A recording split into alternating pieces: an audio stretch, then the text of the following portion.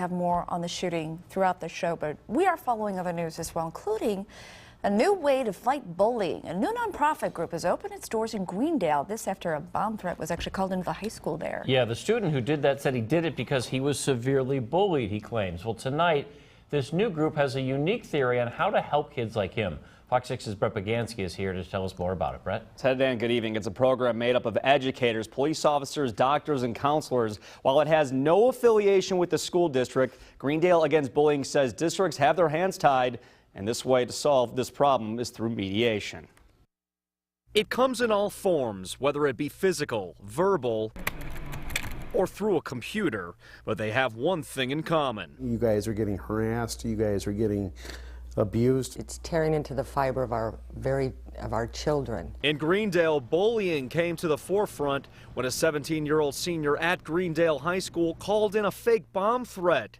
He was bullied for years, and his breaking point was when he was nominated to homecoming court as a joke. We want to be there before that boy writes on the wall. It was also the breaking point for Linda Lee and her team, and they decided to start a nonprofit aimed at ending bullying. We know that many children suffer alone, and they bear these scars long term. Greendale Against Bullying is offering students and parents an alternative way to report and combat bullying outside of school. The administration is, inundated with a multitude of problems during the course of the day. Co-founder of the anti-bullying group, Brian Debleck, says districts sometimes don't have the time or resources to address the root of problems like bullying. They have to be officers of the court, they have to do a certain amount of reporting. But with a variety of people on staff from different walks of life, they hope their hands-on approach will make a difference.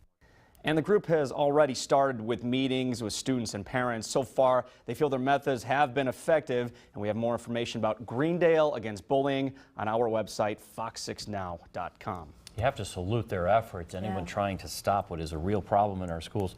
Why do they think it's going to work when when some schools have not had success in stopping this? They feel that school districts are doing all they can, but it's not solving the big issue here, and you have to try something different. They say you can't have the same approach and expect different results if you're just not really getting to the problem. They feel they have the time, they have the resources, they have the people who really want to help out. Let's try it, because they haven't tried it before. And that's all they do. Whereas at school, they have other problems, as you said in your story. And these folks are just focused on bullying, They're basically? focused on bullying because, as you were saying, the districts, they have so many problems. They get them on a daily basis. They can only have certain time to really talk about it. This time, they're only dealing with bullying. All right, let's hope it works. Brett. Yeah, let's hope. Right. Thanks, you. Brett. Well, some burglars in Racine thought they were a step ahead of the